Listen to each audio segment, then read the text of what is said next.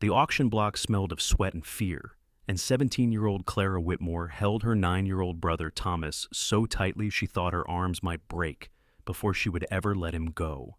The afternoon sun beat down on the dusty town square of San Antonio, Texas, in the summer of 1872, and the auctioneer's voice droned on about debts owed and property seized.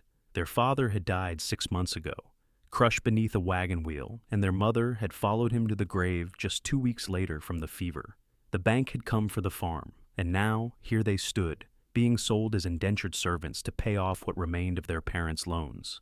Thomas trembled against her chest, his small fists clutching her worn cotton dress. She could feel his heart racing like a frightened rabbit's, and she whispered soothing words into his dark hair, even as her own terror threatened to overwhelm her. Around them, men in dusty boots and wide-brimmed hats examined them like livestock, assessing their worth with cold, calculating eyes. Some looked cruel, others merely indifferent, and Clara found herself praying to a God she was not sure listened anymore, that whoever bought them would at least keep them together. "Lot 47, the auctioneer called out, his voice cutting through her prayers like a knife. Young woman, 17 years, healthy and strong, good for housework, cooking, cleaning. Boy, 9 years, suitable for stable work and errands, selling together or separate, 7 years' service to cover family debts." "Together," Clara said, her voice stronger than she felt. "We were sold together." The auctioneer barely glanced at her. "That will be for the buyers to decide, miss." "No." She held Thomas tighter, feeling him shake. "We stay together." A few men in the crowd laughed, but Clara did not care. She would fight every single one of them if she had to. Thomas was all she had left in this world, and she would not lose him. She could not lose him. The bidding started low. A saloon owner offered $15 for her alone, and Clara felt her stomach turn. A ranch hand bid $20 for both of them, and hope flickered in her chest before a merchant outbid him at $25 for just her services. Each time someone bid for only one of them, Clara spoke up, her voice growing more desperate. "We stay together," she repeated. "Please, we have to stay together." "Quiet, girl," the auctioneer snapped, but she could see some discomfort in his eyes. He was not a cruel man, she thought, just a man doing his job. That somehow made it worse. The bidding continued, and Clara felt Thomas beginning to cry silently against her, his tears soaking through her dress. She blinked back her own tears, determined to be strong for him. Their mother had made her promise, in those final fevered moments, to take care of Thomas no matter what. Clara intended to keep that promise even if it killed her. Then a voice rang out from the back of the crowd, deep and clear. $50 for both of them, 7 years' service, and they stay together. The crowd fell silent, and heads turned. Clara craned her neck to see who had spoken.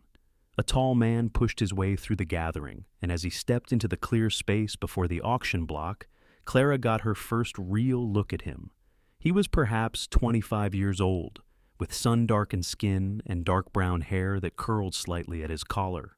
He wore typical cowboy attire, dusty denim pants, a worn leather vest over a blue shirt, scuffed boots with spurs that clinked softly as he walked. But it was his eyes that caught Clara's attention. They were a striking green color, and unlike the other men who had bid, there was something kind in them, something that made her breath catch with a hope she was afraid to trust. $50 is a generous offer, Mr. McAllister, the auctioneer said, and Clara heard a note of respect in his voice. Anyone care to bid higher? Silence answered him. The cowboy, this Mr. McAllister, apparently commanded enough respect that no one dared compete with him. Or perhaps $50 was simply more than anyone else thought 2 indentured servants were worth. Going once, the auctioneer called. Going twice, sold to Mr. James McAllister for $50 and 7 years' service. Clara felt the world tilt beneath her feet. 7 years. 7 years of service to this stranger. But at least Thomas would be with her. At least they would be together.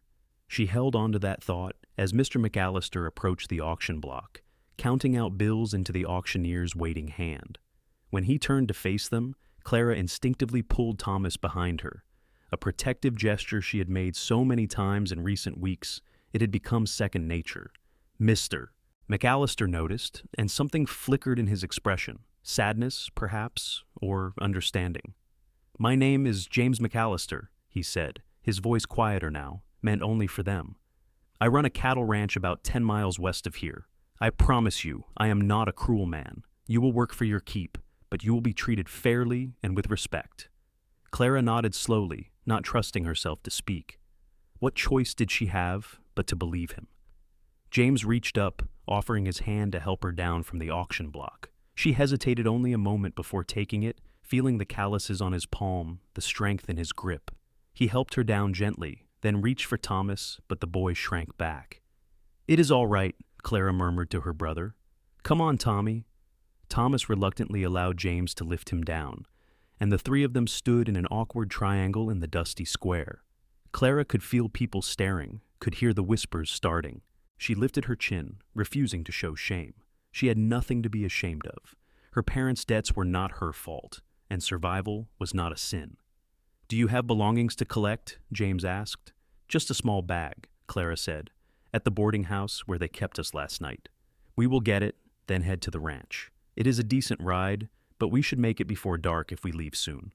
James led them through the streets of San Antonio, and Clara kept Thomas's hand firmly in hers. The town was bustling with afternoon activity. Vendors calling out their wares, horses clopping past, the sounds of a piano drifting from a saloon. It all seemed so normal, so ordinary, when Clara's entire world had just been turned upside down. Again. At the boarding house, James waited outside while Clara collected their meager possessions. Everything they owned fit into one small carpet bag that had belonged to their mother. A change of clothes each, Thomas's carved wooden horse that their father had made him, a silver locket that had been their mother's with tiny portraits of their parents inside, and a well-worn Bible. It seemed impossible that a whole life, a whole family, could be reduced to such a small bundle. James had horses waiting, a sturdy bay gelding for himself, and a gentle-looking mare that he helped Clara and Thomas onto.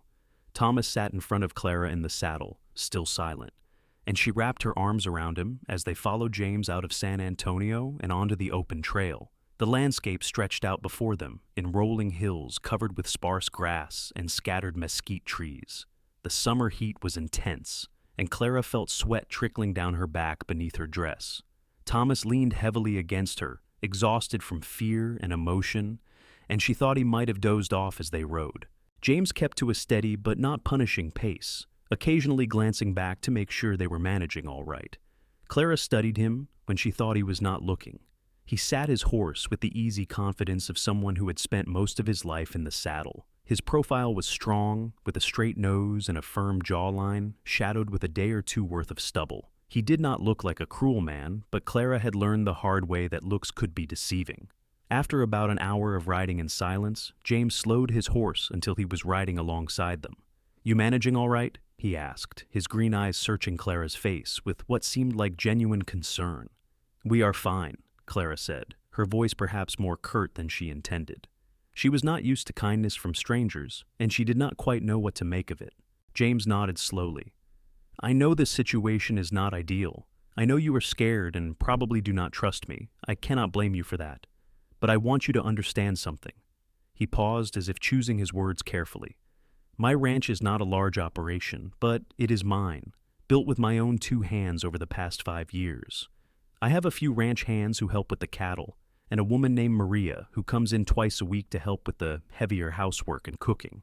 What I need is someone to help with the day-to-day running of the house, the cooking, the cleaning, the mending, and someone to help with the horses and the chickens and the general ranch work." Clara listened, trying to gauge where this was leading. "What I am trying to say," James continued, "is that yes, legally you both owe 7 years of service. But I did not buy you because I wanted servants I could mistreat or work to death. I bought you because you needed help, and because I need help, and because no one should be separated from their family." He looked directly at her then, and Clara saw something in his eyes that made her throat tighten. "You are both family now, my family. And in my family, we look out for each other. We were sold together," Clara said quietly, the words escaping before she could stop them. It was the only thing that mattered, the only victory she had managed to claim in this nightmare. "That was all I wanted." "I know," James said gently, "and I promise you, Clara. It is Clara, is it not?" She nodded. "I promise you, Clara, that as long as you are under my roof, you and Thomas will stay together. That is not just a promise. It is a vow. Something in Clara's chest loosened slightly. A tension she had been holding so tightly she had not even realized it was there. She did not quite trust this man yet, but his words felt sincere in a way that most words had not felt in a very long time. They rode on as the afternoon shadows grew longer. Thomas woke up after a while and started asking questions about the ranch, his natural curiosity overcoming his fear. James answered patiently, telling him about the horses and the cattle, the dogs that helped herd the livestock, the creek that ran through the property where Thomas could fish if he liked. "I had a horse once," Thomas said wistfully, "before Pa died. Her name was Buttercup, and she was yellow, like butter." "A Palomino," James said with a smile. "Those are beautiful horses. I do not have any Palominos, but I have a few horses that I think you will like. One of them is a pinto mare named Patches, who is very gentle. If your sister agrees, perhaps I can teach you to ride properly." Thomas turned to look up at Clara with pleading eyes, and despite everything, she found herself smiling. "We will see," she said, which was what their mother always used to say, when she meant probably yes. As the sun began to dip toward the horizon, painting the sky in shades of orange and pink, James pointed ahead. "There, that is home." Clara looked and saw a ranch house nestled in a small valley. It was a single-story structure built of wood and stone, with a wide porch running along the front. Nearby stood a barn, a stable, and several smaller outbuildings. Split-rail fences marked out paddocks where horses grazed, and in the distance, Clara could see the dark shapes of cattle dotting the hillsides. It was not a grand estate, but it looked solid and well-maintained, a place built by someone who took pride in their work. As they rode closer, two dogs came bounding out to greet them, a black and white border collie and a large yellow mutt of indeterminate breeding. They barked excitedly but not aggressively, and Thomas perked up immediately. "Can I pet them?" he asked. "Once we are down from the horses," James said. "Their names are Scout and Bear. Scout is the black and white one, and Bear is the big yellow fellow. They are working dogs, but they are friendly enough when they are not herding cattle." James dismounted first, then helped Clara and Thomas down. The moment Thomas's feet hit the ground, both dogs surrounded him, tails wagging furiously. Thomas laughed, the first genuine laugh Clara had heard from him in weeks, and she felt tears prick her eyes at the sound. "Let me show you to the house," James said, leading his horse toward the stable. "I will get the horses settled, and then we can get you two situated." Clara picked up their carpetbag and followed James, Thomas trailing behind with both dogs dancing around him. The ranch had a peaceful quality to it, Clara thought. There was the sound of birds settling for the evening, the soft lowing of cattle in the distance, the creak of a windmill turning slowly in the breeze. It was so different from the cramped boarding house where they had spent the last few weeks, so different from the chaos and noise of the town. Inside, the ranch house was simple but comfortable. The main room served as kitchen, dining area, and living space, with a large stone fireplace on one wall and sturdy wooden furniture throughout. Doors led off to what Clara assumed were bedrooms. Everything was clean, but had the slightly dusty, unlived-in quality of a bachelor's home. "I know it is not much," James said, seeming almost embarrassed, "and I will admit it could use a woman's touch. I do my best, but keeping house has never been my strong suit." "It is fine," Clara said, and she meant it. Compared to some of the places she had feared she might end up, this was practically a palace. James showed them to a bedroom off the main room. It held a double bed with a simple quilt, a dresser, a washstand with a basin and pitcher, and a small window that looked out over the paddocks. "I thought you and Thomas could share this room," James said, "at least until he's old enough to want his own space. My room is on the other side of the house, so you will have privacy." Clara nodded, setting their carpetbag on the bed. Privacy? She had not even dared to hope for that. "I imagine you are both hungry," James continued. "I am not much of a cook, I will warn you, but I can rustle up some beans and bacon. Starting tomorrow, cooking will be part of your duties, if that is all right.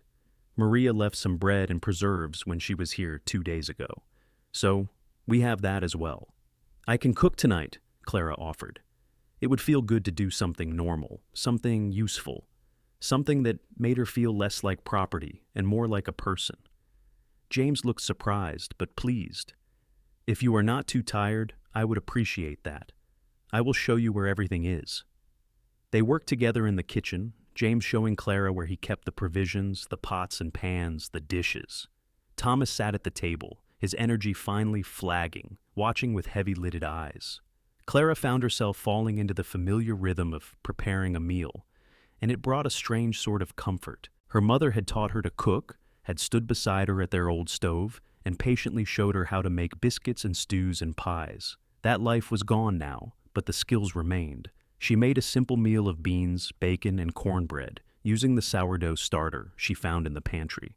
James set the table and poured water for all of them, and when they sat down to eat, he bowed his head to say grace. Clara and Thomas followed suit, and Clara found herself surprised by the simplicity and sincerity of his prayer. He thanked God for the food, for safe travels, and for bringing Clara and Thomas safely to the ranch. He asked for blessings on their new life together and for the strength to be a good steward of those in his care. The meal was quiet, but not uncomfortable. Thomas was too tired to talk much, and Clara was lost in her own thoughts. James made a few attempts at conversation, asking gentle questions about where they had come from, what kind of farm their parents had run. Clara answered briefly, not ready to share too much, not ready to make herself that vulnerable. James seemed to understand and did not push. After dinner, Clara washed the dishes while James took Thomas outside to show him the barn and the animals one more time before bed. When they came back in, Thomas could barely keep his eyes open. Clara got him into his nightshirt and tucked him into the big bed, sitting beside him and stroking his hair until his breathing deepened into sleep. She found James sitting on the front porch, looking out at the darkening landscape. The first stars were beginning to appear in the deep blue sky, and the air had cooled to a more comfortable temperature. "He is asleep?" James asked, without looking at her. "Yes." Clara hesitated, then sat in the other chair on the porch, maintaining a respectful distance between them. They sat in silence for a while, listening to the night sounds, crickets chirping, the distant howl of a coyote, the soft shuffling of horses in the stable. "Thank you," Clara said finally, the words feeling inadequate but necessary, "for keeping us together, for bringing us here, for treating us with kindness." James turned to look at her, his expression difficult to read in the growing darkness. "You do not need to thank me for basic human decency, Clara. In my experience, basic human decency is rarer than you might think. I am sorry you have had experiences that taught you that." James paused, then said quietly, "I lost my family too, my parents and my younger sister. It was cholera 7 years ago. I was 18, and I watched all 3 of them die within a week of each other, so I understand, at least a little bit, what you are going through. That feeling of the world falling out from under your feet. That fear of being alone." Clara felt her throat tighten. "I am sorry for your loss, and I for yours." James stood, stretching. "It is late, and tomorrow will be a long day. I will show you the routine, what needs doing around the ranch, but for tonight, just rest. You and Thomas have been through enough. Good night, Mr. McAllister. James," he corrected gently. "If we are family now, you should call me James." Clara nodded, though she was not quite ready for that familiarity yet. "Good night, James." She watched him disappear into the house, then sat alone on the porch for a few more minutes, trying to process everything that had happened. This morning, she had woken up terrified, not knowing what the day would bring. Tonight she was at a ranch in the Texas Hill Country, belonging to a stranger who seemed kind but whom she did not yet trust. Committed to 7 years of service, but at least still with her brother. It was not the life she had imagined for herself, but it could have been so much worse. She would hold on to that thought. In the bedroom, Clara undressed down to her chemise and climbed into bed beside Thomas. He murmured in his sleep and rolled toward her, and she wrapped her arms around him protectively. Tomorrow would bring new challenges, new uncertainties, but tonight they were together. They were safe, and they were clean and fed. For now, that would have to be enough. The rooster's crow woke Clara before dawn. For a moment, she was disoriented, not recognizing the room or the bed. And then memory came flooding back. The auction, James McAllister, the ranch. She carefully extracted herself from Thomas's sleeping grip and got out of bed, moving quietly in the dim pre-dawn light. She found James already up, building a fire in the stove. He looked up when she entered and gave her a tired smile. "Morning. I hope the rooster did not wake you too harshly. I keep meaning to make his coop further from the house. I am used to roosters, Clara said. Our farm had 3 of them, and they all seemed to compete for who could crow the loudest. James chuckled. Sounds like a challenge I do not envy. He straightened, dusting off his hands. Coffee will be ready in a few minutes. I usually have a simple breakfast before heading out to check on the cattle and horses. Today I thought I would give you a tour of the whole operation, show you what needs doing on a daily basis. Clara nodded, moving to the basin to splash cold water on her face and tidy her hair. By the time she had made herself presentable, the coffee was ready and James had sliced some of Maria's bread for toast. They ate quickly and quietly, and Clara found herself studying James in the growing light. He looked tired, she thought, with faint shadows under his eyes. She wondered how long he had been running this ranch alone, how much work it took to keep everything going. Should I wake Thomas? She asked. Let him sleep a bit longer. Growing boys need their rest, and yesterday was hard on him. Once we finish the outside work, you can wake him and give him his breakfast. Maybe start showing him some of the lighter chores he can help with. They stepped out into the cool morning air, and James began showing Clara around the ranch in earnest. He started with the chicken coop, where 24 hens clucked and fussed as Clara scattered feed for them. Eggs need to be collected twice a day, James explained. Morning and evening. We usually get about 15 to 18 eggs a day, which is more than enough for our needs. Maria takes some when she comes to visit, and sometimes I trade them in town for other supplies. Next was the vegetable garden behind the house, which James admitted he had been neglecting.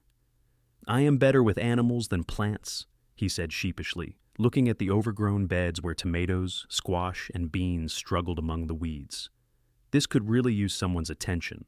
Clara surveyed the garden with a practiced eye. It was not too far gone, she thought. With some weeding and proper watering, it could be productive again. I can tend to this, she said. My mother had a large garden, and I helped her with it. James looked relieved. That would be wonderful. Fresh vegetables would be a nice change from beans and salt pork. They walked to the stable next, where 4 horses nickered greetings from their stalls. James introduced each one, his bay gelding Ranger, who had carried him yesterday, the gentle mare Patches that he had mentioned to Thomas, a spirited chestnut stallion named Blaze, and an older gray mare named Silver, who James explained was semi-retired, but still good for light riding. The horses need to be fed and watered twice a day, and their stalls mucked out at least once a day, more if they are spending a lot of time inside. I usually turn them out into the paddock during the day so they can graze and move around. That will be something Thomas can help with, making sure they have fresh water, brushing them down, that sort of thing. Boys his age are usually good with horses if they are taught right.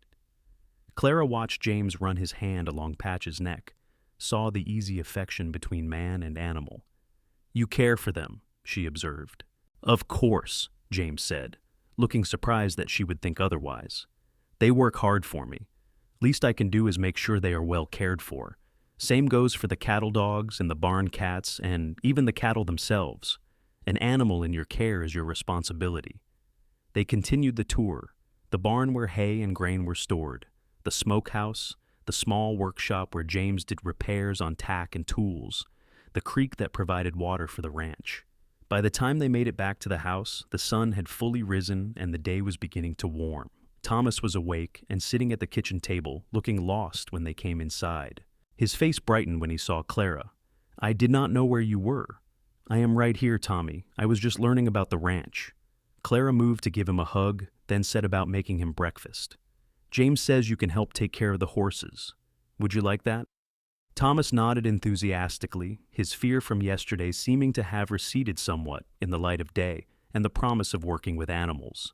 The days began to settle into a pattern. Clara woke early, made breakfast, cleaned up, then spent her mornings working through the endless list of household chores. Sweeping, dusting, washing, mending. There was always something that needed doing.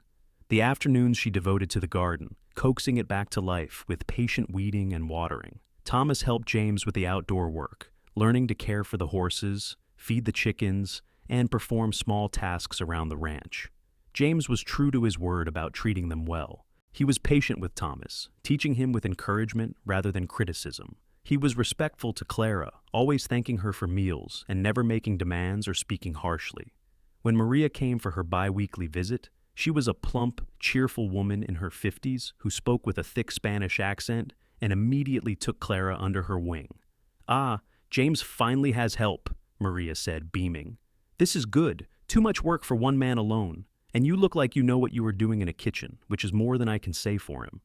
Despite the kindness, Clara kept a certain distance, a wall around her heart.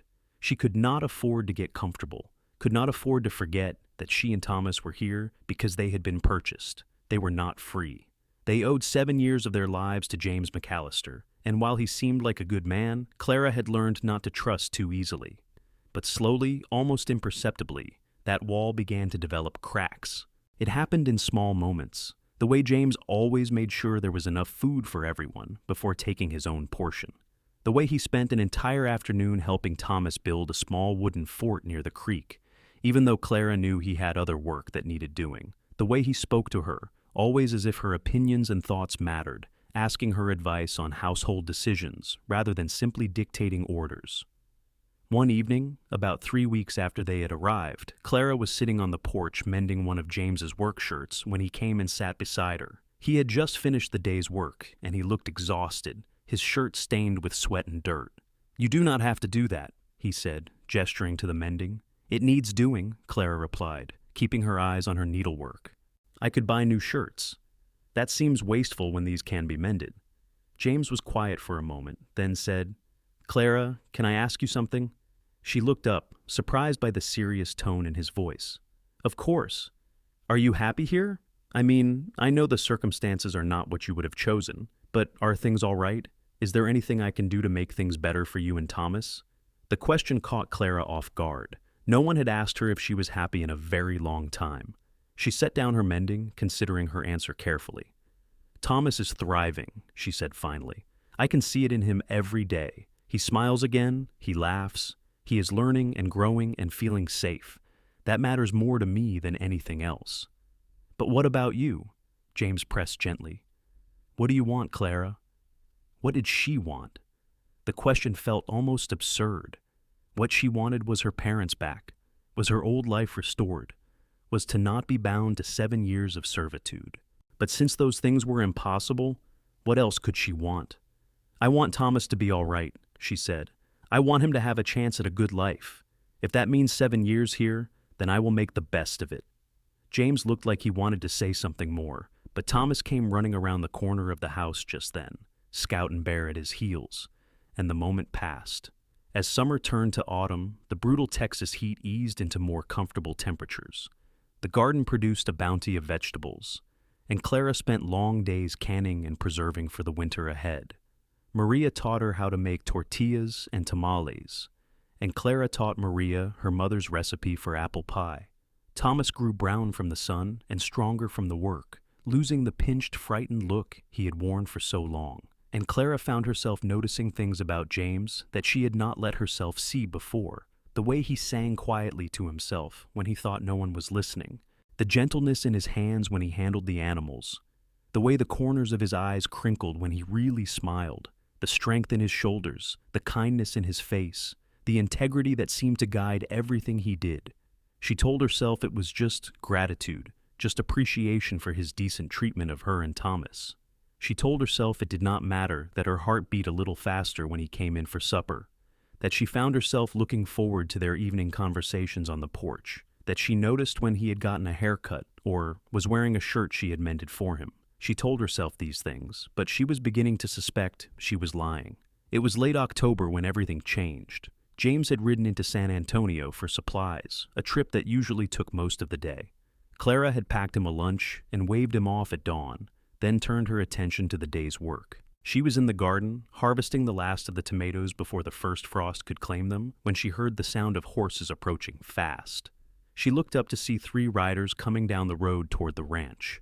Something about the way they rode made her nervous, and she quickly stood, shading her eyes against the afternoon sun. Thomas was in the paddock with the horses, and she called out to him. "Tommy, come here, please." He must have heard something in her voice because he came immediately, leaving off brushing patches to run to her side. The 3 riders pulled up in front of the house, and Clara felt her stomach drop as she recognized the man in the lead. His name was Victor Drummond, and he had been one of the men bidding on her and Thomas at the auction. He was a wealthy landowner with a reputation for cruelty, and Clara remembered the cold, calculating way he had looked at her that day. He had bid on her alone, offering $25, and had seemed angry when James outbid him for both of them together. Well, Drummond said, dismounting and handing his reins to one of his men. If it is not the Whitmore girl, where is McAllister? He is not here, Clara said, keeping her voice steady despite her fear. She put a protective hand on Thomas's shoulder. Is there something I can help you with, Mr. Drummond? As a matter of fact, there is. Drummond smiled, but there was no warmth in it. I have here a document that transfers your debt, and your brother's, to me. Seems McAllister has decided he cannot afford to keep you both after all. That is not true, Clara said immediately. James would not do that. Drummond pulled a folded paper from his jacket and held it out. See for yourself, all legal and proper, signed by McAllister himself just this morning in town. Clara took the paper with shaking hands. It did indeed appear to be a transfer of indenture, with James's name signed at the bottom. But something felt wrong. James would not have done this, she was certain. He had promised they would stay together, had promised they were family now. And even if he had changed his mind, he would have told her, would have warned her. This is a forgery, she said, her voice stronger than she felt. Bold accusation, Drummond said, his smile turning mean. But it does not matter what you think, girl. The law says you are my property now, both of you, so get your things and get on a horse. You are coming with me. No, Clara said. We are not going anywhere until James gets back and confirms this himself. Drummond's expression darkened. I do not have time for this. Boys, get them. The two men with Drummond moved forward, and Clara backed up, pulling Thomas with her. Stay away from us. Clara, what is happening? Thomas asked, his voice high with fear. It is all right, Tommy. Just stay close to me. But it was not all right. One of Drummond's men grabbed Clara's arm, his grip bruising, and she cried out. Thomas tried to kick him, and the other man grabbed the boy roughly by his collar. Let him go, Clara screamed, fighting against the man holding her. He is just a child. Should have thought of that before you decided to be difficult, Drummond said coldly. Tie them on the horses. We are leaving. What happened next was a blur. The man holding Thomas dragged him toward the horses, and Thomas was crying, calling for Clara. Clara fought with every ounce of strength she had, kicking and clawing at the man restraining her. She heard Scout and Bear barking frantically. She heard Thomas screaming her name. And then she heard something else. The thunder of hooves approaching fast, and a voice roaring, Get your hands off them! James came riding up at a full gallop on Ranger, and he looked angrier than Clara had ever seen anyone look in her life. He practically threw himself off his horse before it had fully stopped, and his fist connected with the jaw of the man holding Clara with a sickening crunch. The man went down like a stone. James! Clara gasped, stumbling free. James was already moving toward Thomas, and the man holding the boy wisely let go and backed away. James pulled Thomas against his side, then turned to face Drummond, his green eyes blazing with fury. What the hell do you think you are doing on my property, Drummond? Just collecting what is mine, McAllister. Drummond still sounded confident, but Clara could see he had not expected James to return so soon. You signed over their indenture papers this morning, remember? I did no such thing. James practically snarled the words. And even if I had considered it, which I never would have, I certainly would not have sold them to a man like you. Everyone knows how you treat your servants. You saying I am a liar? I have the papers right here with your signature. Then your papers are forged, and we both know it. Clara, are you and Thomas all right? Yes, Clara managed, though she was shaking from head to toe.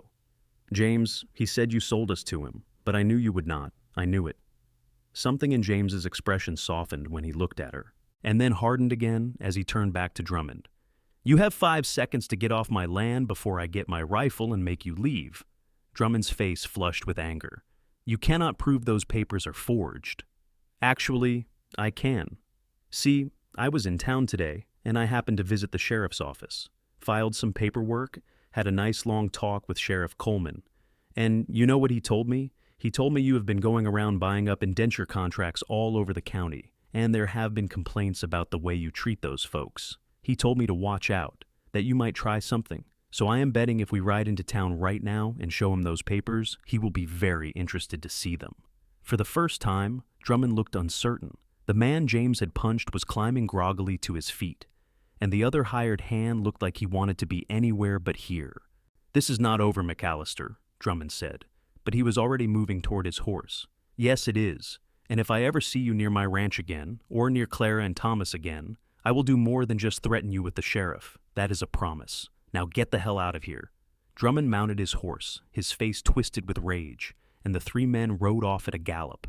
James stood watching until they were out of sight, his whole body tense, his hands clenched into fists at his sides. Then he turned to Clara and Thomas, and all the anger drained from his expression, replaced by concern. "Are you sure you are both all right? Did they hurt you?" "I am fine," Clara said, though she could feel tears threatening now that the danger had passed. "Thomas?" "I am okay," Thomas said, but he was crying, pressing against James's side. James knelt down and pulled Thomas into a hug, and Clara saw Thomas cling to him like a lifeline. "Hey, it is all right now. You are safe. I promise you are safe." "I thought you sold us," Thomas sobbed. "I thought we had to go with that bad man." "Never," James said fiercely. "I would never sell you, either of you. You are family, Tommy. That means something to me. That means everything to me." Clara felt her own tears spilling over then, all the fear and stress of the past months finally overwhelming her. She tried to turn away to hide her face, but James stood and caught her hand. "Clara," he said gently. "Clara, it is all right. You are safe now." "He said you signed papers," she managed through her tears. "He had a document with your name on it." "It was a forgery, just like you said. I never signed anything. I never would have." James reached up with his free hand and gently touched her cheek, wiping away a tear with his thumb. "Clara, look at me." She did, meeting his green eyes, and what she saw there made her breath catch. Concern, yes, but also something deeper, something warm and intense that made her heart stutter. "I meant what I said that first day," James continued, his voice low and earnest. "You are both family now, and I take care of my family. No one is going to take you away from here unless you want to go." "I do not want to go," Clara whispered. "I do not want to leave." Something shifted in James's expression, a question forming in his eyes that he did not quite ask. But then Thomas was tugging on his sleeve, asking if the bad man would really not come back, and the moment passed. They went inside, and James made tea, his hands surprisingly deft with the kettle and cups. Clara sat with Thomas at the table, keeping him close, reassuring him over and over that everything was all right. James explained that he had run into Sheriff Coleman in town, and the sheriff had warned him about Drummond's recent activities, so James had cut his trip short and hurried back to check on them. "I should have taken you both with me," James said, his jaw tight. "I should not have left you here unprotected." "You could not have known," Clara said, "and you came back in time. That is what matters." As evening fell, Clara made dinner, needing the familiar routine to settle her nerves. Thomas was exhausted from the emotional upheaval and went to bed early. Clara tucked him in, singing him the lullaby their mother used to sing, and stayed until he fell asleep. When she came back out, James was sitting on the porch in his usual chair, staring out at the darkening landscape. Clara hesitated, then took the chair beside him. "Thank you," she said quietly, "for coming back, for standing up to Drummond, for keeping us safe." "You do not have to thank me for that, Clara. Protecting you and Thomas is not a burden. It is a privilege." They sat in silence for a few minutes, and then Clara found herself saying, "When I saw that paper with your name on it, just for a moment, I doubted. Just for a second, I thought maybe you had changed your mind about us. And I realized how much that hurt, the thought of leaving here, of leaving you." She could feel James looking at her, but she kept her eyes on the horizon, afraid of what she might see if she turned to face him. "Clara," James said, and his voice was rougher than usual, heavy with emotion. "Can I tell you something?" "Yes. When I saw Drummond's man grab you today, when I heard Thomas screaming, I felt something I have not felt since my family died. I felt terror, pure, absolute terror at the thought of losing you both. And I realized that somewhere along the way, you stopped being my indentured servants and became people I care about deeply." He paused, then continued more quietly. "You became people I love."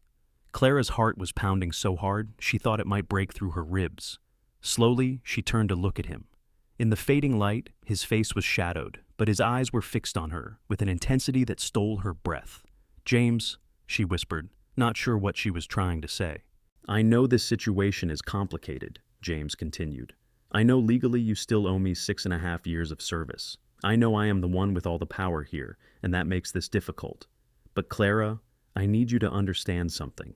You have become more than family to me. You have become someone I think about every moment of the day. Someone whose smile makes everything better. Someone I want to build a life with. A real life, not one based on contracts and debts." "What are you saying?" Clara asked, though her heart already knew, was already soaring with hope and fear all tangled together. "I am saying I am in love with you," James said simply. "Completely, entirely, ridiculously in love with you. And if you feel even a fraction of the same way, I want to make this real. I want to tear up those indenture papers and make you my wife by choice, not by obligation. I want to give you the life you deserve, the freedom you deserve. I want to court you properly and earn your love, if you will let me." Clara felt tears streaming down her face again, but this time they were different tears. Happy tears, hopeful tears. "You want to tear up the papers? Yes, you and Thomas would be free to stay or free to go as you choose. Though God, Clara, I hope you choose to stay." "I would have no money," she said, her practical side asserting itself even as her heart sang. "No means to support Thomas if I left. Where would we go?" "I thought of that," James said. "If you choose to leave, I will give you enough money to get you started somewhere new. Enough for you and Thomas to have a fresh beginning, free and clear. And if you choose to stay, if you choose to let me court you, then it would be as a free woman, no obligations except the ones we make to each other willingly." It was too much, too good. Clara felt like she must be dreaming, that she would wake up any moment and find herself still at the auction block, still terrified, still alone. "Why would you do that? You paid $50 for us, 7 years of service." "Because it is the right thing to do," James said. "And because I cannot court you properly, cannot ask for your heart freely when you are bound to me by law. I want you to choose me, Clara. I want to choose each other."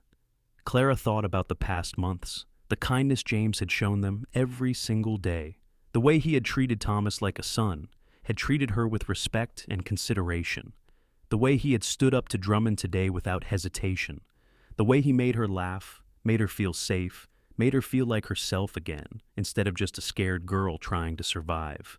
She thought about how she felt when she saw him each morning, how her day felt brighter when he was near. She thought about the conversations on the porch, the comfortable silences, the way his smile made her heart skip. She thought about his strength and his gentleness, his integrity and his kindness. She thought about all of this, and then she stood up, walked over to his chair, and did something bold and reckless and absolutely right. She leaned down and kissed him. For a moment, James was frozen in surprise. Then his arms came up around her waist, and he was kissing her back, gentle and passionate all at once. When they finally broke apart, both breathing hard, James rested his forehead against hers. "Is that a yes?" he asked, his voice rough with emotion. "That is a yes," Clara whispered. "Yes, I choose you. Yes, I want you to court me. Yes, I love you too." James laughed, and it was the most joyful sound Clara had ever heard. He stood and pulled her into a proper embrace, holding her close, and Clara felt something in her chest finally, fully relax. She was home. She was safe. She was loved. "Tomorrow," James said, his lips against her hair, "I am taking those indenture papers and burning them. You and Thomas are free, Clara. And then, if you will have me, I am going to court you properly. I am going to do this right." Clara pulled back enough to look up at him, seeing the love shining in his green eyes. "You have already been doing it right, James. Every day since we met you, you have been doing it right." He kissed her again, softer this time, a promise of all the kisses to come. And in the house behind them, Thomas slept peacefully, safe and secure, in a place that had somehow, against all odds, become home. The next morning, James made good on his promise. He retrieved the indenture papers from his desk, carried them outside, and burned them in front of Clara and Thomas. They stood together and watched the papers curl and blacken in the flames, watched 7 years of obligation turn to ash. "You are free," James said, putting his arms around both of them. "Truly, completely free. Thomas threw his arms around James's waist. "Does this mean we get to stay forever?" "If you want to," James said, smiling down at the boy. "If your sister agrees." "I agree," Clara said, her voice thick with emotion. "We want to stay." James proceeded to court Clara with an old-fashioned determination that was both charming and thoroughly unnecessary, given that she had already told him she loved him. But she had to admit she enjoyed every moment of it. He brought her wildflowers from the meadow. He took her on long rides across the ranch in the evening when the work was done, showing her all his favorite places. He taught her to rope a fence post and laughed when she proved to be better at it than he expected. They sat on the porch every evening, talking about everything and nothing, getting to know each other properly now that the weight of obligation had been lifted. Maria was delighted by the development and took to leaving them alone more often, winking at Clara and making comments in Spanish that made James blush. Thomas, for his part, was thrilled, already calling James his brother and asking when the wedding would be. "Soon," James promised him, "but I have to ask your sister properly first." The proposal came 6 weeks later, on a crisp December evening. James took Clara to the top of a hill that overlooked the ranch, where they could see the whole property spread out below them in the golden light of sunset. He had packed a blanket and a basket with food, and they sat together looking at the view while Scout and Bear explored the hilltop. "I love this place," Clara said, leaning against James's shoulder. "I love what you have built here." "I want to build more with you," James said. He shifted, reaching into his pocket, and when Clara looked at him, he was holding a simple gold band. "This was my grandmother's ring. My mother gave it to me before she died, told me to give it to someone worthy of it. Clara Whitmore, you are the most extraordinary woman I have ever known. You are brave and strong and kind and beautiful. You make me laugh, you make me think, you make me want to be a better man. Will you marry me? Will you be my wife, my partner, my love for all the days of our lives?" Clara looked at the ring, then at James's face, seeing all his hope and love laid bare. "Yes," she said, her voice steady and sure. "Yes, I will marry you." James slipped the ring onto her finger. It fit perfectly, and then pulled her into a kiss that made her dizzy. When they finally broke apart, both laughing breathlessly, the sun had dipped below the horizon and the first stars were appearing. "When?" James asked. "When will you marry me?" "As soon as possible," Clara said. "I do not want to wait." They were married 3 weeks later, just after Christmas, in a simple ceremony at the small church in town. Maria stood up as Clara's witness, and Sheriff Coleman stood up for James. Thomas was there, of course, grinning from ear to ear in his new suit that James had bought for him. A few of the neighboring ranchers came, and the ranch hands who worked for James. Clara wore a simple white dress that Maria had helped her sew, with lace at the collar and cuffs. She carried a bouquet of winter wildflowers that James had spent hours searching for in the cold morning air. When she walked down the aisle of the little church and saw James waiting for her at the altar, his face full of love and wonder, she thought her heart might burst from happiness. They exchanged vows, their voices steady and sure. They promised to love each other in good times and bad, in sickness and health, for richer or poorer, until death parted them. James's hand was warm and solid in hers, and when the preacher pronounced them man and wife, the kiss they shared was sweet and perfect and full of promise. The celebration afterward was small but joyful. Maria had prepared a feast, and there was music and dancing in the town hall. James held Clara close as they swayed to a fiddle tune, and she felt like she was floating. "Happy, Mrs. McAllister?" he murmured against her ear. "Happier than I ever thought possible," she replied honestly. They spent their wedding night at the ranch, in James's room, which was now their room. Thomas had been set up in the other bedroom, which James had spent the past week fixing up for the boy, giving them privacy. James was gentle and patient, and Clara felt safe and cherished in his arms. They lay together afterward, tangled in sheets in each other, talking and laughing and making plans for their future. "I want to expand the ranch," James said, playing with Clara's hair. "Add more cattle, maybe some sheep. Build a bigger house someday, with enough room for all the children I hope we will have." "Children," Clara said, feeling a flutter of excitement and nervousness. "How many children?"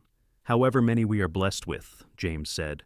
"I always wanted a big family, but only if you want that too." "I do," Clara said. "I want Thomas to have siblings. I want a house full of love and laughter. I want to build a life with you." Then that is what we will do, James promised, kissing her forehead. Together. The months that followed were some of the happiest of Clara's life. She settled fully into her role as James's wife and the lady of the ranch. She took charge of the household with confidence, expanding the garden, improving the pantry systems, making the house more comfortable and homey. She and Maria became close friends, and the older woman taught her more about cooking and preserving and managing a ranch household. Thomas thrived, growing taller and stronger by the day. James taught him to ride properly, to rope, to handle cattle. He enrolled Thomas in the small school in town that met 3 days a week, making sure the boy got an education. Thomas worshipped James, following him around whenever possible, soaking up every bit of knowledge and attention. "He is a good boy," James said one evening, watching Thomas help one of the ranch hands repair a fence. "Smart and hard-working. He is going to make something of himself." "Thanks to you," Clara said. "You have given him opportunities he never would have had otherwise." "We gave him opportunities," James corrected. "You and me together. That is how it works now, Clara. We are a team." Spring brought new life to the ranch. The cattle calved, the garden burst into bloom, and Clara discovered she was pregnant. When she told James, he picked her up and spun her around, whooping with joy, then immediately set her down carefully, as if she were made of glass. "Are you all right? Should you be doing all this work? Should you rest more?" He fussed, and Clara laughed at his sudden nervousness. "I am fine, James. Women have babies all the time. I am healthy and strong, but yes, I will be careful." James was insufferably protective for the entire pregnancy, constantly checking on her, trying to prevent her from doing any heavy work, bringing her treats from town. Clara found it both exasperating and endearing. Thomas was excited about becoming a big brother, already making plans for all the things he would teach the baby. Their son was born in late November, during the cool mercy of a Texas autumn. The birth was long and difficult, and there were moments when James, pacing outside with Thomas and Maria, thought he might lose his mind from worry. But finally, he heard the thin cry of a baby, and Maria came out beaming. "You have a son," she said, "a beautiful, healthy son, and Clara is tired but well." James rushed inside to find Clara propped up in bed, exhausted but glowing, holding a tiny bundle wrapped in blankets. She looked up at him, with tears streaming down her face. "James, come meet your son." He sat carefully on the edge of the bed, looking down at the tiny red face peeking out from the blankets. The baby had a shock of dark hair, and when he opened his eyes briefly, they were a deep blue that James knew might change color as he grew. James reached out with one finger to touch the impossibly small hand, and the baby's fingers curled around it instinctively. "He is perfect," James whispered, awestruck. "Clara, he is perfect." "What should we name him?" Clara asked. They had discussed names endlessly over the past months, but had never quite settled on one. Now, looking at his son, James knew. Daniel Joseph McAllister, after my father and yours." Clara's eyes filled with fresh tears. "Daniel, I love it. Hello, Daniel. Welcome to your family." Thomas was allowed in shortly after, and he climbed carefully onto the bed to peer at his new nephew. "He is so small," Thomas said wonderingly. "Was I ever that small?" "Even smaller," Clara said, smiling. "But you will teach him everything you know, and he will grow big and strong like you." The ranch settled into new rhythms with a baby in the house. Daniel was a relatively easy baby, sleeping reasonably well and nursing eagerly. Clara recovered her strength quickly, and James insisted on hiring another hand to help around the ranch, so she would not have to work as hard while caring for the baby. When Daniel was 6 months old, James surprised Clara with a gift. He had been working on it in secret for months, and one evening he led her outside and around to the side of the house she rarely visited. There, he had built a beautiful addition, 2 new bedrooms, a larger kitchen, and a proper dining room. "James," Clara gasped, walking through the new rooms. "This is amazing! When did you do all this?" "I had help from the hands," James admitted, "and I have been working on it every spare moment. I wanted to have it done before Daniel was born, but it took longer than I expected. I wanted to give you the house you deserve, Clara, the house for our growing family." Clara threw her arms around him, baby Daniel squirming between them. "I love it. I love you. You are too good to me." "Impossible," James said, kissing her. "I could never be good enough for you. The years passed in a blur of hard work, laughter, and love. Daniel grew into a bright, curious toddler, always getting into mischief and keeping everyone on their toes. Thomas turned 16, then 17, growing into a fine young man. He was tall like James now, with his father's dark hair and his sister's blue eyes. He had become an expert horseman and an invaluable help around the ranch. When Thomas turned 18, James sat down with him one evening for a serious conversation. Clara watched from the kitchen, pretending to work on mending while secretly listening. "Thomas," James said, "you are a man now, and a fine one at that. You have worked hard here, learned everything I could teach you. I want you to know that you always have a home here at this ranch. But I also want you to know that you are free to make your own choices now. If you want to stay and work here, I would be honored to have you as a full partner in the operation. If you want to go out and make your own way, I will support that too. And if you want to continue your education, maybe go to college, I will help you with that." Thomas was quiet for a long moment. "What do you think I should do?" "I think you should do what makes you happy," James said. "What does your heart tell you?" "I want to stay," Thomas said finally. "This is my home. You and Clara and Daniel, you are my family. I want to build a life here, maybe someday have my own spread nearby, but I want to stay close. I want to be part of this." James clapped him on the shoulder, and Clara could see the emotion in his face. "Then that is what we will do. Tomorrow we go to town and make you an official partner. The ranch will be McAllister and Whitmore, a family operation." Clara wiped tears from her eyes, overwhelmed with gratitude for this man who had not just saved her and Thomas, but had given them a real family, a real future. 2 years later, Clara gave birth to their second child, a daughter they named Elizabeth Rose. She had James's green eyes and Clara's delicate features. And from the moment she arrived, she had her father completely wrapped around her tiny finger. Daniel, now 3 years old, was fascinated by his baby sister and insisted on helping with everything, from bringing diapers to singing to her when she cried. Thomas met a girl in town, the daughter of the general store owner, and began courting her properly. Her name was Alice, and she was sweet and smart and perfect for him. Clara watched her little brother fall in love and felt her heart swell with happiness. She remembered how scared he had been that day at the auction, how small and frightened. Now he was a confident man, building his own life, and she could not be prouder. When Elizabeth was 2 and Daniel was 5, Clara discovered she was pregnant again. This time it was twins, 2 more boys they named Matthew and Marcus. The ranch house was suddenly full to bursting with children, noise, and chaos. James built yet another addition, creating more bedrooms and a larger living space. Thomas married Alice in a beautiful ceremony, and they built a small house on the far edge of the ranch property, starting their own life while still remaining close to the family. Within a year, Alice was expecting, and the announcement that there would be a new generation coming made everyone celebrate. Clara stood on the porch one evening, watching the sun set over the ranch.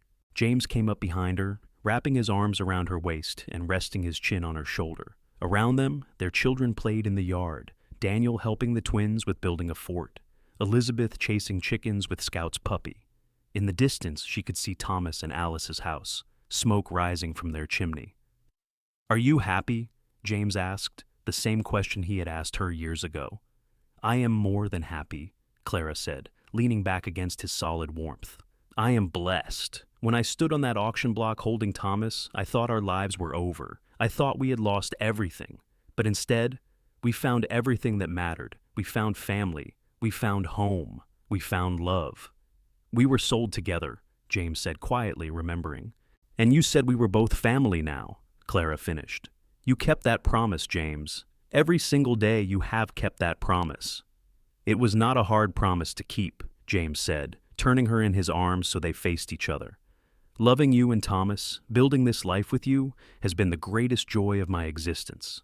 I would make that promise again 1,000 times over." Clara reached up to cup his face, seeing the lines at the corners of his eyes, the silver beginning to thread through his dark hair. They were not young anymore, but they had built something lasting, something real. "I love you, James McAllister, today, tomorrow, and for all the years to come. And I love you, Clara McAllister, my wife, my partner, my heart." They kissed as the sun dipped below the horizon, painting the sky in shades of orange and gold. Their children's laughter rang out across the ranch, mixing with the sounds of horses and cattle and the wind through the mesquite trees. This land that James had built with his own hands had become more than just a ranch. It had become a legacy, a place where love had triumphed over circumstance, where family was not just about blood, but about choice and commitment and the promises people made to each other. The years continued to roll by, each one bringing new challenges and new joys. The ranch prospered under James and Thomas's joint management, becoming one of the most successful operations in the county. Daniel grew into a thoughtful young man with his father's integrity and his mother's kind heart. He developed a talent for training horses and became sought after for his skills. Elizabeth was bright and spirited, insisting on learning everything her brothers learned, refusing to be left behind just because she was a girl. The twins were inseparable, causing twice the mischief, but bringing twice the laughter. Thomas and Alice had 3 children of their own, 2 daughters and a son. The family gatherings became large, boisterous affairs, with cousins playing together, multiple generations sharing meals, and love flowing as freely as the wine at celebrations. Clara watched her family grow with wonder. Sometimes she would catch herself thinking back to that terrified 17-year-old girl on the auction block, and she could hardly believe how far she had come. She had become a successful ranch wife, a mother, a grandmother.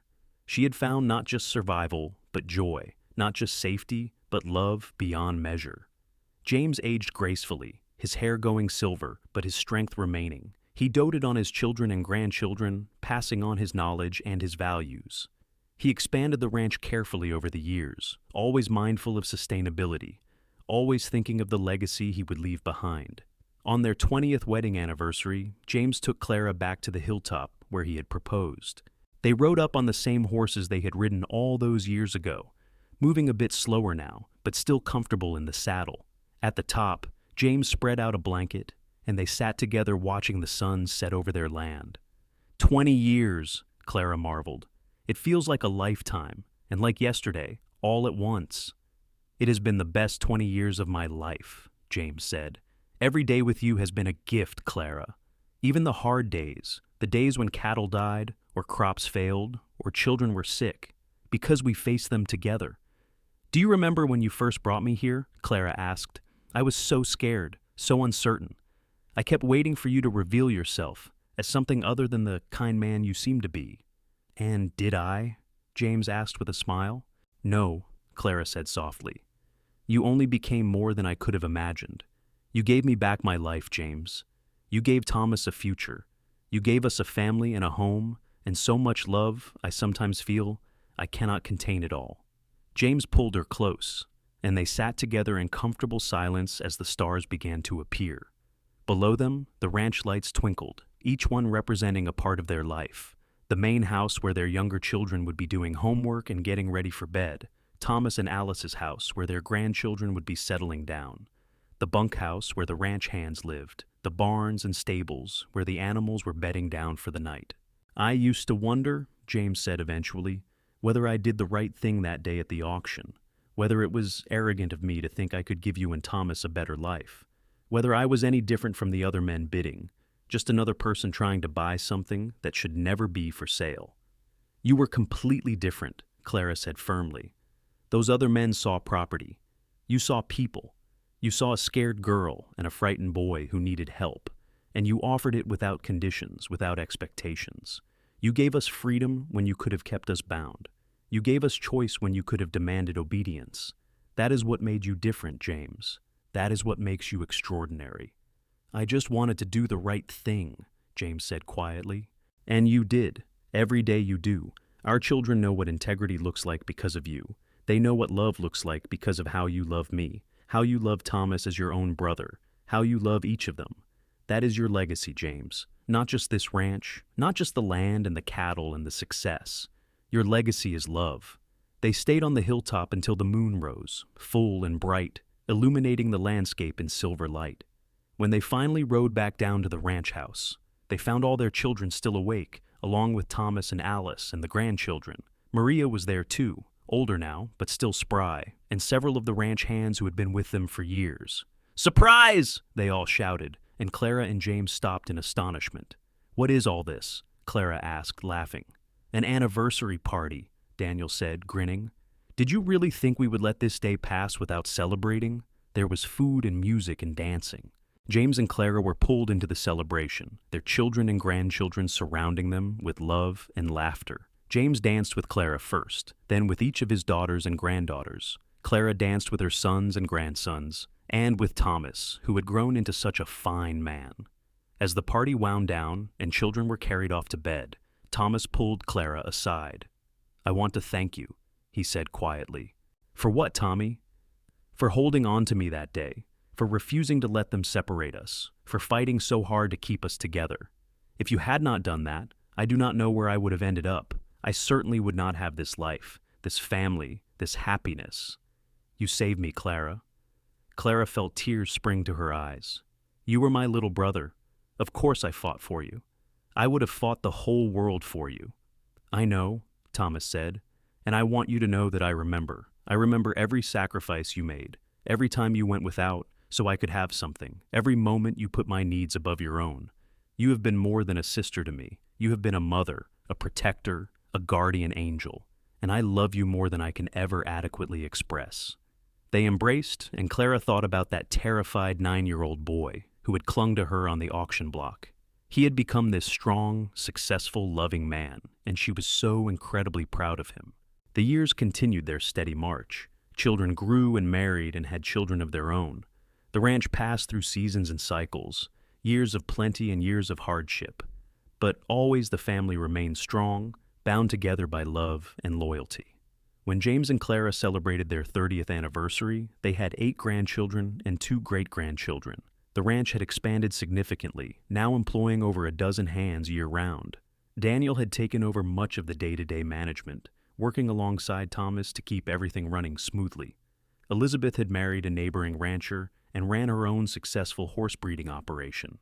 The twins had gone into business together, opening a store in San Antonio that supplied equipment to ranchers throughout the region.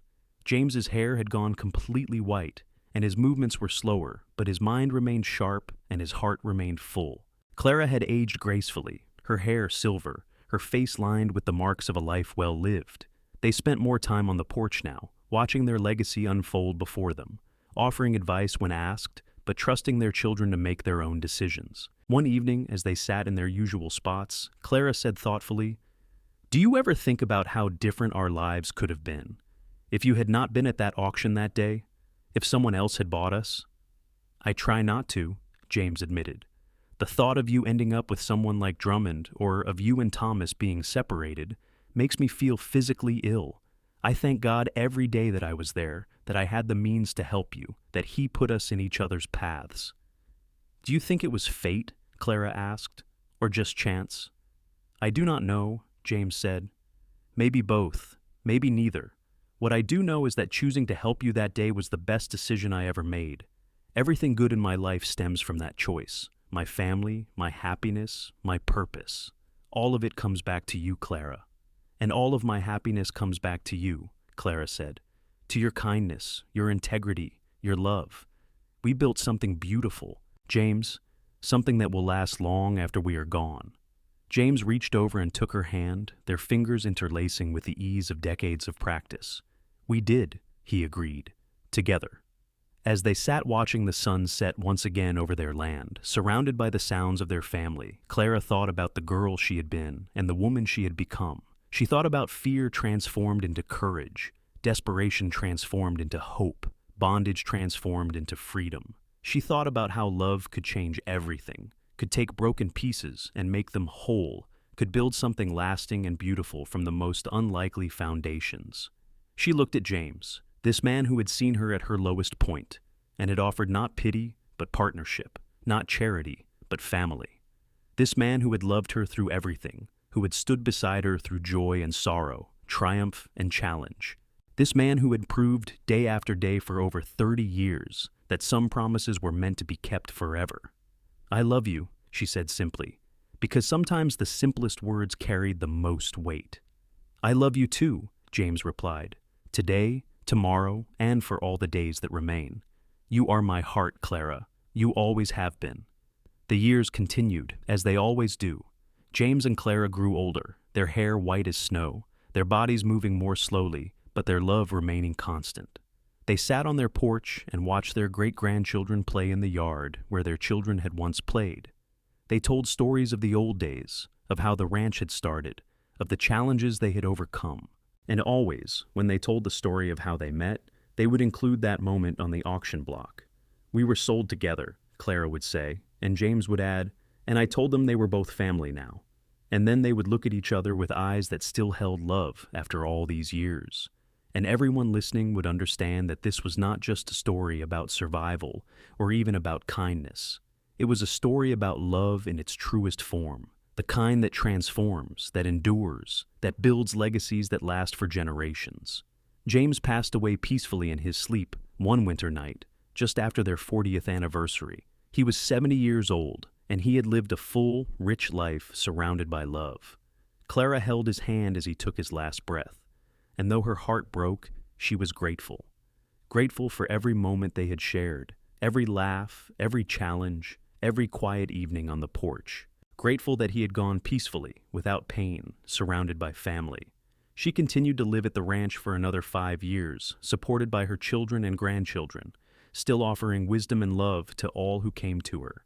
She spent her days in the garden, on the porch, with her great-great-grandchildren on her lap, telling them stories of their grandfather, of the ranch, of the life they had built.